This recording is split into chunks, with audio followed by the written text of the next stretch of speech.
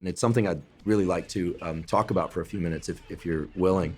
As you mentioned, you experienced a stroke, and perhaps it was aware to some, but perhaps not to all, especially the people just listening to this podcast and who are not watching on video, that your shirt, while very nicely designed in its original state, also includes some unique stitching. So maybe you could share with us and for those listening, there's a jagged line of stitching that extends from Robert's left short sleeve to his midline, to where the buttons on his shirt are, and from his right short sleeve also to the midline, offset from one another. This is the sort of stitching that looks like perhaps I had been at the sewing machine, and not somebody with skilled, but they did a good job basically of putting it back together. Why are those stitches in your shirt? Tell us about the stroke, and let's talk about neuroplasticity. It could also seem like a fashion statement, but it isn't. Well, it was May of 2018. It was my birthday, and my wife gave me this shirt. I have a love of plaids. It's like, I don't know why, I just love patterns. And plaids, it must be like some Scotch part of me, some ancestor thing, but I love plaids. Can I interrupt you just briefly? Forgive me, everyone's going to get upset that I interrupt. Do you know that there is a fundamental circuit in your visual cortex designed to detect plaid patterns? No, I did not know Yes, that. and we can talk about why that is. It's tightly linked to your ability to perceive motion. Really? Yeah, and we can go over it some other time, but Wow. yeah. So we'll talk about it just as a cue. So, okay, Well, yes, back yeah. to your birthday. Okay, so she gave me a plaid shirt knowing how much I loved it. And I love this shirt. I love the colors in it, et cetera, et cetera. And then 3 months later, August 17, 2018, I was driving my car. She was with me. I was pulling out into traffic. I started driving. And suddenly she's saying, "Pull over, Robert, pull over." I go, "Why? Why? I can drive. I'm fine." And then suddenly everything started getting really strange. Everything looked strange. My voice didn't sound the same. And she was like freaking out. But she was actually fairly calm, which was amazing. I was undergoing a stroke. I had a blood clot that was blocking the blood flow to my brain. I actually at one point got out of the car. I don't know what the hell I was thinking. And then she pulled me back in, and then the rest goes blank. And I had some weird sensations that still remain with me, because essentially I was on the verge of dying, because blood not flowing to your brain is basically the end of you, right? Unless something happens very quickly. And either that or you can get severe brain damage. So she called 911 right away. She recognized something. My whole face was looking funny. And they got there. I was unconscious. And essentially, they took this shirt and I just scissored the thing in half and took it off my head. And then they intubated me, I believe, in my hip area to get something. The blood clot was in my neck, and they were able to free it up. And they rushed me to the hospital. And I'm unconscious. And then I wake up, and I'm in a gurney in the hospital.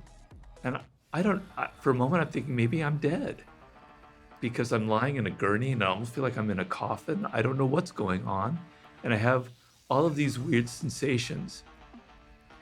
And I tell people, we're so curious about death. We think about death a lot. And, is it final? What does it mean? We really should pay attention to dying. Dying is actually much more interesting in some ways than death. And people who have died go through a process if it's long enough. And people who have had near-death experiences like I do have gone through that process of dying and have come back to life. And in the process of dying, strange things happen to the brain, right? So particularly with a stroke or something like that, where oxygen stops flowing to your brain, you have kind of visions and things that you might think are hallucinations, but that later seem like you are actually glimpsing the reality as opposed to the illusion that the brain creates. So I've written about this in my new book, but my idea of the brain is that it creates endless series of illusions for you. It creates this seamless version of reality, the sense of a self, the sense of a continuous self through time, right? It creates a linear sense of time, progressions. It creates colors. It creates a world that visually you can seems familiar and et cetera, but it's all illusion. It's all a construction, right? Images come into your brain and they're not organized in any way, and the brain organizes in a way that you can understand it. Well, when you're dying, all of that scrambles up and you actually are seeing something else. So I saw, for instance, that I really don't have a self, that it doesn't really actually exist, and the image that came to my mind, because it was sitting in that gurney, was a weird feeling of like, I can almost not explain it, but it's as if you took an image of something real in the world and you completely scrambled it up and it was all wavy and you couldn't see what exactly it was. To me, that was the image I had of the self. There are like 50 different selves inside of you that are all competing. And you think there's just one and you think it's consistent, but there's not. It's an illusion. The self is literally an illusion that your brain constructs. When you're dying, you see these things. When you're dying, you see other things like that. You see that time is something very weird. So I had an experience of when I got out of the car and I got pulled in, I thought like 10 seconds had passed. My wife told me, no, that was like 10 minutes. I had no sense of time. Everything was scrambled. And so it was very, very eloquent. It taught me so much, things that I can barely even express now. I'm always now thinking of strange things that come to me because my brain was damaged. It made me realize that the brain creates everything. So I can't communicate with my hand, my fingers. I can't communicate, my brain can't communicate with my leg, right? So you think that walking and riding and handling things is just your body operating a certain way? It's your brain telling you how to move these different things. When that brain stops functioning, you realize how much your brain determines everything. It all starts there. And when there's damage to your brain, your whole thinking alters, etc. Not to mention how you look at life itself after something like that. So it was a terrible experience. It's ruined so many things that I loved in life, but it's given me an awful lot as well in return that I could go on for hours and talk about because it was the most powerful experience of my life. When you were going through your reemergence to consciousness in the hospital, did you feel as if you were observing these multiple versions of yourself?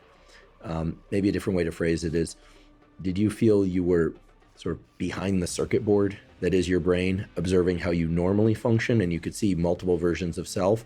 Or was it something else where you sort of outside of your body and brain? I think it was more outside of my body and brain. I also had this other thing that happened where, sometimes you can't remember, your memory might be playing tricks on you. So I've also have to realize that maybe I'm not remembering exactly what happened, or that I've since translated in a different way. So that's a caveat here, and I'm aware of it. But I had this vision that I was dead when I first became conscious, and that I was up in the sky and I was looking down, and my mother and my wife were talking, and it's like over my grave, I suppose. And I had this feeling, everything's okay. I'm gone, but life goes on. They're doing fine. It's okay, right?